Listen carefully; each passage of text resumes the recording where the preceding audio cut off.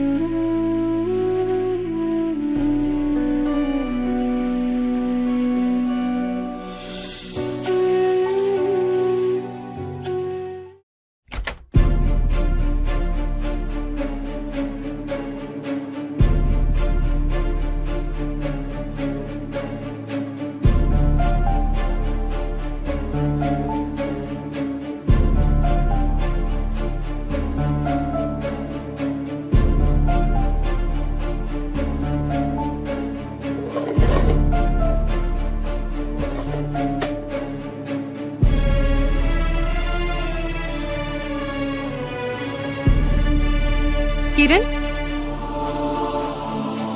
കിരൺ, കിരൺ,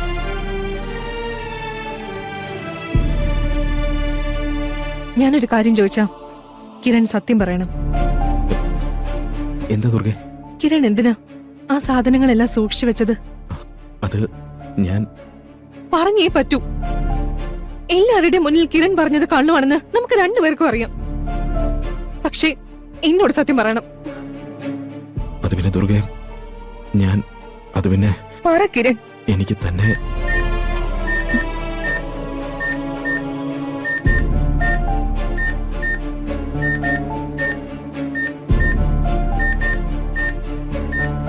ആരാന്നറിയില്ല.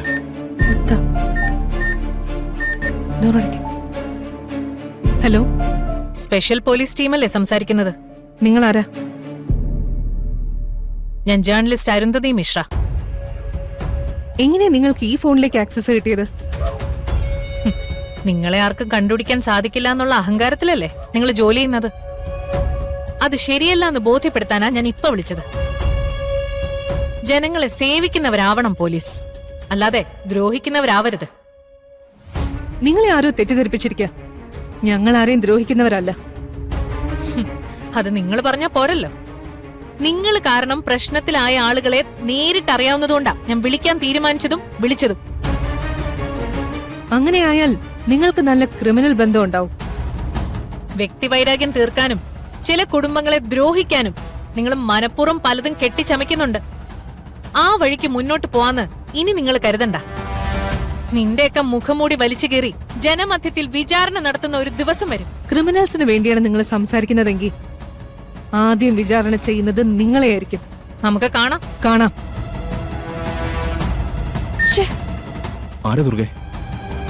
അറിയില്ല, ഏതോ ജേർണലിസ്റ്റ് അരുന്ധതി എന്നാ പറഞ്ഞത്. അതാരാ?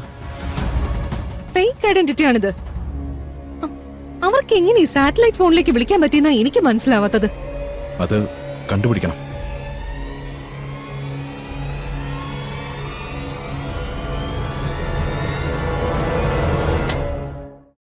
പറഞ്ഞു പറഞ്ഞ് വിവാഹം ഇങ്ങ് അടുത്തെത്തി. ഇനിയിപ്പോ ദിവസങ്ങള് പെട്ടെന്നങ്ങ് പോവും. അത് നാത്തും പറഞ്ഞ് ശരിയാ. എന്തൊക്കെ ഒരുക്കങ്ങൾ ചെയ്താലാ? എന്തായാലും കല്യാണം അടിപൊളിയാക്കണം. നിശ്ചയം പോലെ ചെറിയ രീതിയിൽ ഒതുക്കാന്നൊന്നും ആരും കരുതണ്ട. അല്ലെങ്കിലും കല്യാണത്തിന്റെ ചെലവുകളൊക്കെ നോക്കുന്നത് അവരല്ലേ. അതുകൊണ്ട് എല്ലാം ഗംഭീരായിട്ട് തന്നെ നടത്തും. അതെ, നിശ്ചയത്തിന് വിളിക്കാൻ പറ്റാത്ത എല്ലാ ബന്ധുക്കളെയും നമുക്ക് കല്യാണത്തിന് വിളിക്കണം. നമുക്ക് വന്ന ഭാഗ്യം എല്ലാവരും അറിയട്ടെ. അതെ, ഇപ്പൊ നമ്മളെ വിലയില്ലാത്ത എല്ലാ ബന്ധുക്കളുടെ മുന്നില് ആളാവാൻ കിട്ടിയ അവസരല്ലേ, അത് നമുക്ക് മുതലെടുക്കണം. ആ അതൊക്കെ കൊള്ളാം. പക്ഷെ എന്ത് ചെയ്യുമ്പോഴും പൃഥ്വിക്കും വീട്ടുകാർക്കും സമ്മതാണോ എന്ന് നോക്കിയിട്ടൊക്കെ വേണം ചെയ്യാൻ. അവർക്ക് ഇഷ്ടപ്പെടാത്ത ഒന്നും ചെയ്യാൻ പാടില്ല. ആഹാ, പെണ്ണ് പറഞ്ഞത് കേട്ടില്ല നാത്തൂനെ.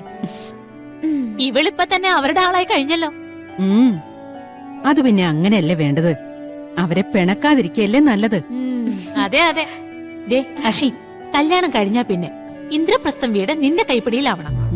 പിന്നെ നീ വേണം അവിടുത്തെ കാര്യങ്ങൾ തീരുമാനിക്കേണ്ടത്. ആ രീതിയിലേക്ക് കാര്യങ്ങൾ നീ മാറ്റിയെടുക്കണം. അത് പിന്നെ എന്നോട് കൂടുതൽ പറയേണ്ട കാര്യമുണ്ടോ അപ്പച്ചി? നിങ്ങളുടെ രണ്ടുപേരുടെയും ബുദ്ധി തന്നെയല്ലേ എനിക്കും. അതാണ്, ഈ കല്യാണം ഒന്ന് കഴിഞ്ഞോട്ടെ, ബാക്കി കാര്യങ്ങള് ഞാൻ നോക്കിക്കോളാം. ഈ കല്യാണം അടുത്ത് വരുന്ന സമയത്ത് ആ ദുർഗയും കിരണവും ഉണ്ടാക്കി വെക്കുന്ന പ്രശ്നങ്ങൾ കണ്ടില്ലേ? അവർ രണ്ടുപേരുടെയും പെരുമാറ്റം അത്രയ്ക്ക് ശരിയൊന്നും അല്ല. എന്തൊക്കെയോ പന്തികേടുണ്ട്, അതുറപ്പാ. അത് ഞാൻ എന്നെ പറഞ്ഞതാ. എന്തു പറഞ്ഞിട്ട് എന്താ കാര്യം? ഇതൊന്നും അമ്മയും ചേട്ടനൊന്നും വിശ്വസിക്കില്ലല്ലോ. അവളെ കുറിച്ച് എന്തെങ്കിലും പറഞ്ഞാ പറയുന്നവര് കുറ്റക്കാരാവും. അതല്ലേ അവസ്ഥ? അതെ, അത് അപ്പച്ചി പറഞ്ഞു ശരിയാ. പണ്ടൊരിക്കൽ ആ കിരൺ അവൾക്ക് കൊടുത്ത സാരിയുടെ കാര്യം പറഞ്ഞ് പ്രശ്നം ഉണ്ടാക്കിയതിനല്ലേ മുത്തശ്ശി എന്നെ തല്ലിയത്. നീ വിഷമിക്കണ്ട, ദുർഗയ്ക്കുള്ള പണി നമുക്ക് കൊടുക്കാം. തൽക്കാലം അവളുടെ കാര്യങ്ങളെക്കാൾ നമുക്ക് പ്രാധാന്യം നിന്റെ കല്യാണ കാര്യങ്ങൾക്കാവണം. അതുകൊണ്ട് എന്ത് ചെയ്യുമ്പോഴും നല്ല ശ്രദ്ധയുണ്ടാവണം.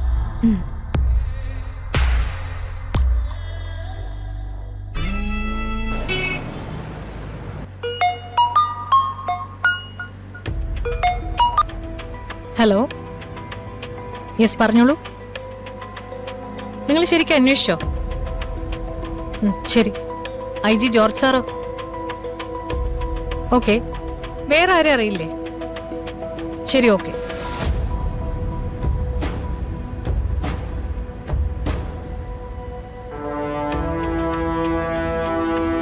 ഹലോ, IG ജോർജ് സാറിനോട് ഒരു അപ്പോയിന്റ്മെന്റ് ചോദിക്കണം. അതെനിക്കാ. പിന്നെ ഒഫീഷ്യൽ അല്ലാന്ന് പറയണം. ഓക്കെ?